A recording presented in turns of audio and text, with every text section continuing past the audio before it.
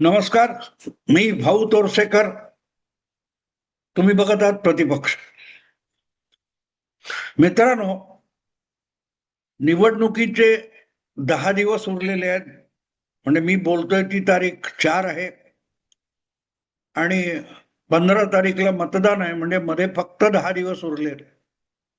आणि अशा वेळेला जे जे कोणी उमेदवार असतील, जे जे कोणी पक्ष आणि आघाड्या असतील आणि नेते असतील, त्यांनी बाकीच्या गोष्टी सोडून देऊन या 10 दिवसामध्ये आपल्याकडे येऊ शकतील अशा मतदारांना आपल्याकडे आकर्षित करणं, त्यांना आपल्या भूमिका पटवून देणं, आपला अजेंडा किंवा जे काही वचननामा जाहीरनामा असेल तो त्या मतदारांना पटवून 5 वर्ष मुंबई महापालिका किंवा इतर ज्या महापालिका आहेत त्या आपल्या आपल्या पदरात पाडून घेणं, यासाठी प्रयत्न करणं आवश्यक आहे. अशा वेळेला या सगळ्या राजकारणात अकारण लुडबुडणारा जो मीडिया आहे, म्हणजे पत्रकार आहेत, ते ज्या पद्धतीत प्रत्येकासमोर कॅमेरा घेऊन जात आहेत, माईक घेऊन जात आहेत आणि आरोप प्रत्यारोपाचा धुरळा उडवला जातोय, त्यामध्ये सगळ्या पक्षांचं वेळ वाया जातोय. आणि मी एवढ्यासाठी सांगतोय की हीच गोष्ट विधानसभेत महाराष्ट्राच्या निवडणुकीत झाली, हीच गोष्ट दिल्लीच्या आणि बिहारच्या विधानसभेच्या वेळेला झाली. आणि मी प्रत्येक वेळेला सांगत होतो, आधीच्या निवडणुकीतली चूक भाजपचे विरोधक सुधारायला तयार नाहीत आणि त्यामुळे हरियाणाची पुनरावृत्ती महाराष्ट्रात, महाराष्ट्राची पुनरावृत्ती दिल्लीमध्ये आणि दिल्लीची पुनरावृत्ती बिहारमध्ये होईल. आणि त्या आधारावर मी जे काही अंदाज व्यक्त केलेले होते निकालाचे, कुठलाही ओपिनियन पोल न घेता, ते माझे आकडे खरे ठरले, पण ओपिनियन पोल चुकीचे ठरले.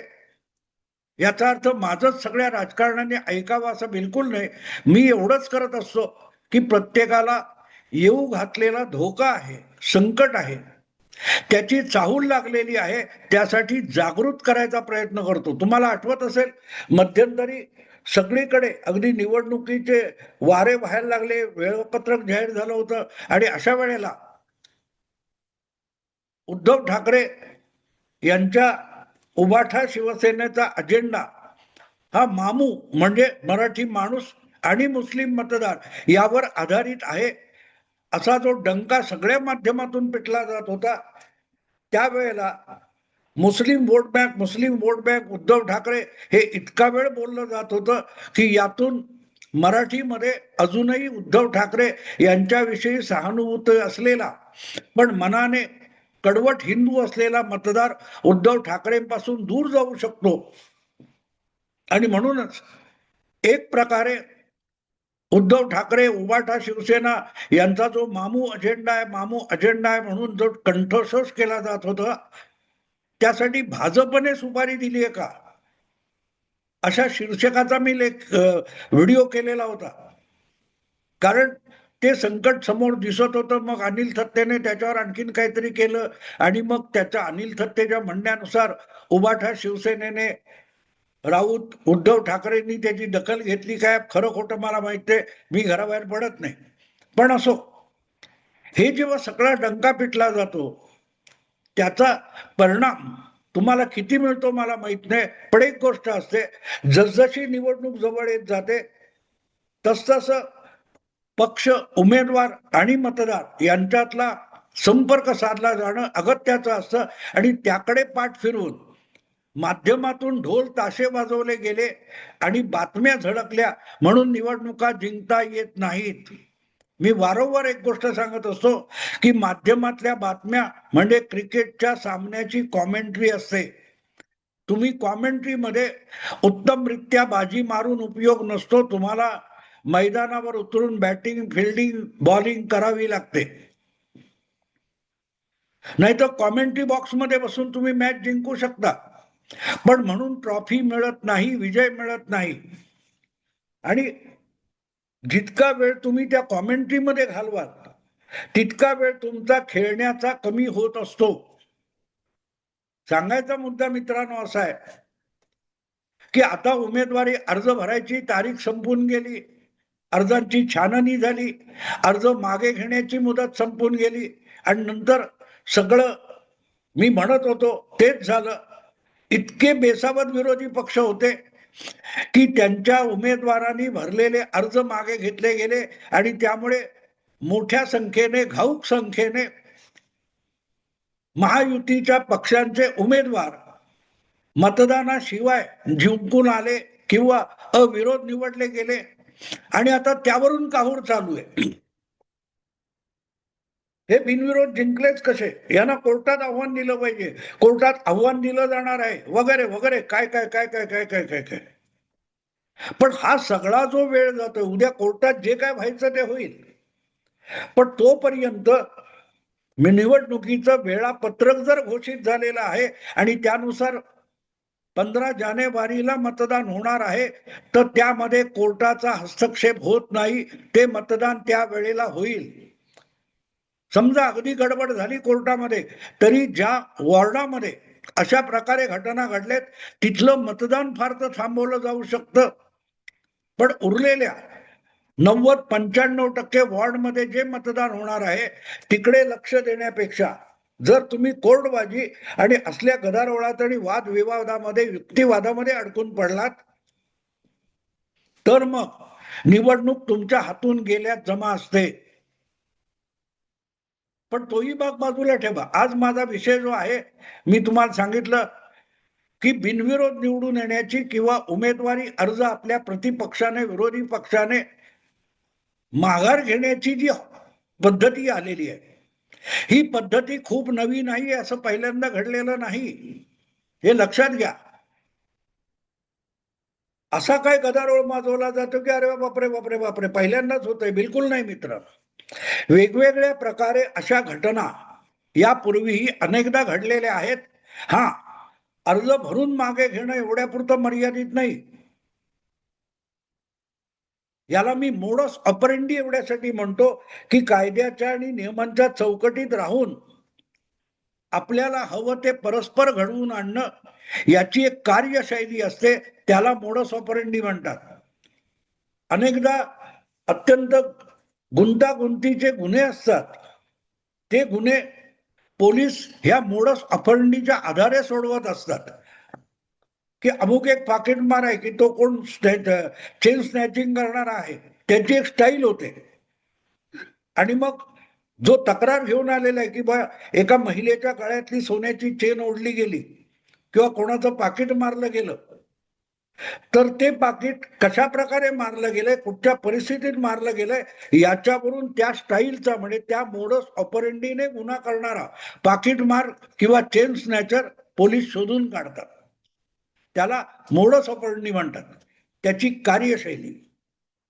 तसं हे आत्ता जे घडलेलं आहे की मोठ्या प्रमाणावर वेगवेगळ्या मतदारसंघात किंवा वॉर्डामध्ये उमेदवारी अर्ज भरले आणि अखेरच्या दिवशी अचानक उमेदवारी अर्ज मागे घेतले, त्यामुळे त्या पक्षात ज्यांनी माघार घेतली त्याच्या पक्षाचा जो वजनदार प्रतिस्पर्धी आहे तो परस्पर निवडून आल्यासारखी परिस्थिती निर्माण झालेली आहे. आणि म्हणून मी त्याला मोडस ऑपरेंडी म्हणतो. हे अगदी सोपं आहे मित्रांनो, फार नाही, फार गुंतागुंत वगैरे बिलकुल नाहीये. पहिली गोष्ट अशी होते की एवढी जर सगळ्या प्रमुख पक्षामध्ये म्हणजे मनसे असेल, तुमची उबाठा शिवसेना असेल, भाजप असेल, काँग्रेस असेल, राष्ट्रवादी असेल किंवा एकनाथ शिंदे यांची शिवसेना असेल, हे जे 5-6 प्रमुख पक्ष आहेत, त्या पक्षांकडे आपल्याला कुठल्या ना कुठल्या वॉर्डातून उमेदवारी मिळावी म्हणून झुंबड उडालेली होती. आणि एवढी धक्काबुक्की करून, गर्दी करून, धक्काबुक्की, मारामारी, सगळं उद्योग करून, वशिले लावून तिकीट मिळवायचं, अर्ज भरायचा आणि शेवटच्या क्षणी त्या निवडणुकीच्या रिंगणातून माघार घ्यायची, हे सहजासहजी होत नसतं. याच्या मागे एक पूर्ण योजना असते. त्याच्याशिवाय इतक्या मोठ्या प्रमाणावर हे अर्ज मागे घेतले गेले असं होऊ शकत नाही. कल्याण डोंबिवलीमध्ये भाजपचे 15 वॉर्डामध्ये उमेदवार होते, त्यांच्या विरोधातला कोण काँग्रेस असेल किंवा काय उभाठा शिवसेना असेल किंवा मनसे असेल, त्यांच्या उमेदवारांनी शेवटच्या दिवशी माघार घेतलेली आहे. तुमच्या कोण किरीट सोमय्याच्या मुलाच्या विरोधामध्ये उभाठा शिवसेना आणि मनसे यांनी राष्ट्रवादीला जागा सोडली होती आणि राष्ट्रवादीच्या उमेदवाराने तिथे अशा प्रकारे अर्ज भरला की तो फेटाळला जावा किंवा भरला जाऊ नये. याला मी मोडस ऑपरेंडी म्हणतो. हे ठरवून केलेलं आहे की तुम्ही काय चूक करायची ही सुद्धा जिंकण्याची महत्वाकांक्षा असलेला माणूस आपल्या प्रतिस्पर्ध्याला पटवून सांगतो की तू अशा अशा प्रकारे वाग, म्हणजे तू माघार नाही घेतली तरी तुझा अर्ज भरला जाणार नाही, आणि अर्ज भरला तर शेवटच्या क्षणी तू माघार घे, आणि तू माघार घेतो. आणि म्हणून समोरचा जो महत्वाकांक्षी असतो, दांडगा उमेदवार असतो, तो निवडून येतो.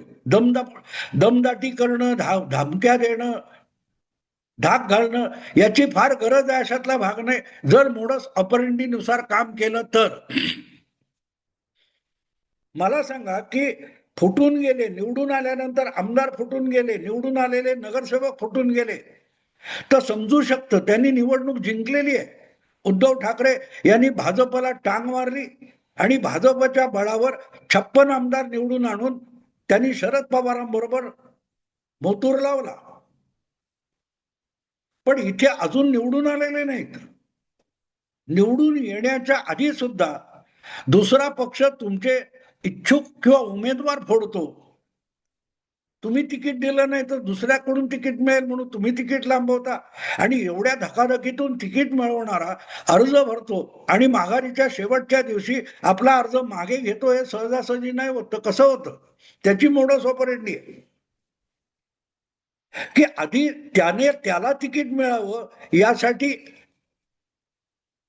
सत्ताधारी पक्षाने किंवा दांडग्या पक्षाने त्याला तुमच्याकडे पाठवलेला असतो. कदाचित 1 महिना आधी पाठवला असेल, कधी 8 दिवस आधी पाठवला असेल.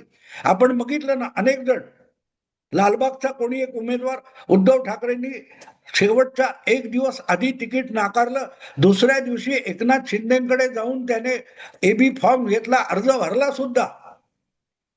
जो कालपर्यंत उभाठा शिवसेनेचं तिकीट मागत होता, तो आज शेवटच्या दिवशी एकनाथ शिंदे यांच्या पक्षाचा लालबागमधून उमेदवार झाला, कोकिळ वगैरे नावाचा. तेव्हा हे जे शेवटच्या क्षणापर्यंत उमेदवारी जाहीर करण्याचं टाळायचं, ही जशी एक मोडस ऑपरेंडी आहे, तशीच आपल्या विरोधातल्या उमेदवाराने अखेरच्या क्षणी माघार घेणं याची सुद्धा एक मोडस ऑपरेंडी आहे. आणि त्याची सुरुवात तिकीट मागण्यापासून होत असते. तिकीट मागण्यासाठी दुसऱ्या पक्षात प्रवेश करण्यापासून सुरुवात होत असते. 4 महिने 6 महिने आधीपासून तुमच्या पक्षात एक बाहेरचा गृहस्थ येतो आणि तुमच्या हायकमांडला, सर्वोच्च नेत्याला लाडीगोडी लावतो, किंवा सर्वोच्च नेत्याला पटवू शकणारा कोणीतरी त्याचा निकटवर्ती असतो, त्याला गुळ लावून, मस्का लावून आपल्यालाच तिकीट मिळेल याची तयारी करतो. आणि हे लपून राहिलेलं नाही. अनेक पक्ष असे आहेत की त्या पक्षामध्ये उमेदवारी अर्ज मिळवण्यासाठी, म्हणजे एबी फॉर्म मिळवण्यासाठी, तिकीट मिळवण्यासाठी पैसे मोजावे लागतात. आता बिहारच्या निवडणुकीत जे काय झालं आपण बघितलं. काँग्रेस पक्ष अधिकाधिक जागा मागत होता, पण त्या मागितलेल्या जागा ज्या होत्या तिथून आमदार निवडून आणण्याची काँग्रेसने कुठलीही तयारी केली नव्हती. त्याऐवजी राहुल गांधींचे विश्वासू आणि बिहारचे प्रभारी म्हणून नेमलेले कृष्णा अल्लावरू यांनी बिहारमध्ये काँग्रेसच्या उमेदवारांना तिकीट विकली असा जाहीर आरोप झाला, खुला आरोप झालेला आहे. आणि विमानतळावरून ते बिहारला पाटण्याला आले असताना जीव मुठीत धरून पळायची पाळी आली. इतके काँग्रेसचेच कार्यकर्ते इच्छुक त्यांच्या मागे लागले होते. सांगायचा मुद्दा असा की अशा रीतीने आपल्या विरोधी पक्षामध्ये आधीपासून माणसं घुसवायची, ती वशिलेबाजापर्यंत न्यायची, आणि पैसे देऊन तिकीट विकणारे जे सर्वोच्च नेते आहेत त्यांच्याकडून तिकीट विकत घ्यायचं. ते तिकीट विकत घ्यायला सुद्धा अशा घुसवलेल्या माणसाला पैसे दिले जातात. उदाहरणार्थ असं की एका पक्षाचं, समजा आता कुठल्या पक्षाचं मी नाव घेत नाही, त्या पक्षाचं तिकीट मिळण्यासाठी 10 लाख रुपये भरावे लागतील, नेत्याला द्यावे लागतील. तर ते 10 लाख रुपये सुद्धा हा दांडग्या पक्षाचा इच्छुक किंवा वरिष्ठ त्याला देतात आणि समजा तू जा त्या समोरच्या पक्षात जा, तिथून तू तिकीट मिळव आणि तिकीट मिळालं की अखेरच्या क्षणी तू माघार घ्यायची, अर्ज मागे घ्यायचा आणि उरलेली जी रक्कम आहे 20 लाख रुपये तुला निवडणुकीचा अर्ज मागे घेतल्यानंतर मिळतील.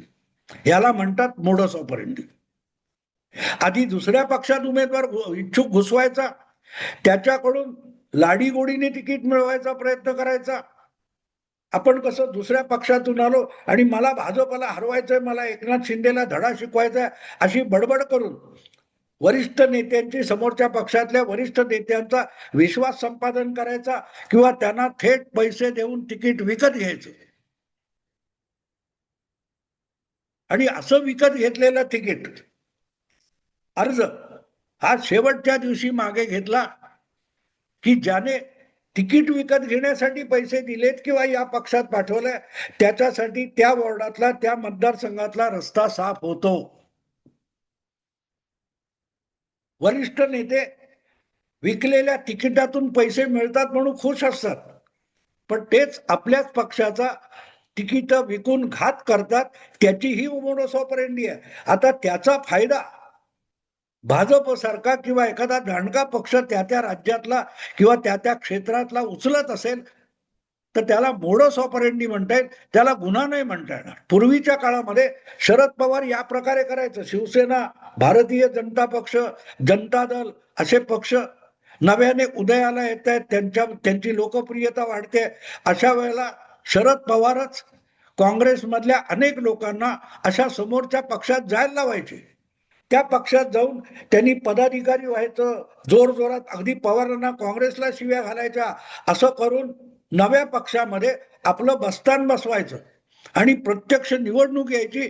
त्यावेळेला असे लोक अचानक महिना, दीड महिना, 15 दिवस आधी काँग्रेस सोडून किंवा शरद पवारांची साथ सोडून बाहेर पडायचे. मग यायची बातमी, जनता दलाला धक्का, शिवसेनेला धक्का, भारतीय जनता पक्षाला धक्का, हे व्हायचं. आता ते वॉर्ड लेवलवर आलेले, आता ते मतदारसंघ पातळीवर आलेले. तेव्हा याची एक मोडस ऑपरेंडी आहे. तिकीट वाटपातून पैसे मिळतात आणि त्या मोहाला बळी पडणारे जे कुठल्याही पक्षाचे वरिष्ठ नेते असतात त्यांनी एक प्रकारे जागा वाटपामध्ये अधिक जागा मागायच्या आणि नंतर त्या इच्छुकांना पैसे घेऊन त्या जागा म्हणजे एबी फॉर्म विकायचे. ही जी पद्धत स्वीकारली आहे त्यातून एक प्रकारे अशा माघारीला किंवा पक्षांतराला किंवा पळवापळवीला खतपाणी घातलं गेलेलं आहे.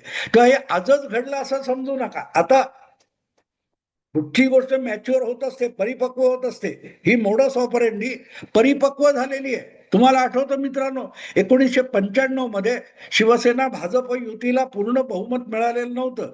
5-7 आमदार कमी होते. अशा वेळेला अपक्षांच्या मदतीने सरकार चालू शकलं असतं, पण बहुतांश जवळजवळ 30-32 तरी आमदार हे काँग्रेसचे बंडखोर होते आणि शरद पवारांच्याच आशीर्वादाने त्यांनी बंडखोरी केलेली होती. त्यामुळे अशा 30-32 आमदारांना शरद पवारांनीच मनोहर जोशी मुख्यमंत्री व्हावेत अशा पद्धतीत व्यूहरचना करून युतीच्या मदतीला पाठवलं होतं. अनिल देशमुख वगैरे, हर्षवर्धन पाटील असे बंडखोर आमदार त्यावेळेला मंत्री सुद्धा झाले युतीच्या सरकारमध्ये. पण 1999 मध्ये जेव्हा शरद पवार वेगळे झाले, काँग्रेसपासून फारकत घेतली आणि त्यांनी राष्ट्रवादी काँग्रेस पक्ष काढला, तेव्हा मंत्रीपदावर लाथ मारून सुद्धा हे बहुतांश अपक्ष आमदार युतीला पाठिंबा देणारे आणि मंत्री सुद्धा झालेले मंत्रीपदावर लाथ मारून सुद्धा शरद पवारांकडे गेले होते. तेव्हा आत्ता जे माघार वगैरे हे आता ठीक आहे, विधानसभा क्षेत्रापासून आणखीन खालच्या पातळीवर ते आलं, वॉर्ड लेवल पर्यंत आलं. पण ही मोडस ऑपरेंडी आहे. आपल्या विरुद्ध असलेल्या पक्षाला घातपात करण्यासाठी आपणच माणसं पाठवायची आणि मोक्याच्या वेळेला, ऐन वेळेला त्यांनी नव्या पक्षाला दगा देऊन आपल्या माहेरी किंवा पूर्वीच्या पक्षात येणं, किंवा त्या पक्षाला मदत होईल असं काही करणं ही मोडस ऑपरेंडी आहे. त्याबद्दल काहूर माजवण्यात जे वेळ घालवत आहेत ते उरलेला वेळ सुद्धा निवडणुकीसाठी न वापरता वाया घालवत आहेत, ही वस्तुस्थिती आहे. त्याला मोडस ऑपरेंडी म्हणतात. गुन्हेगारी भाषेमध्ये किंवा गुन्हेगारी तपास कामामध्ये याला मोडस ऑपरेंडी म्हणतात. आता ती राजकारणात सुद्धा आलेली आहे. आपल्या शत्रू पक्षाला घातपातात फसवायचं. असो मित्रांनो, आवडलं लाईक करा, शेअर करा आणि प्रतिपक्षाला सबस्क्राईब करा. नमस्कार.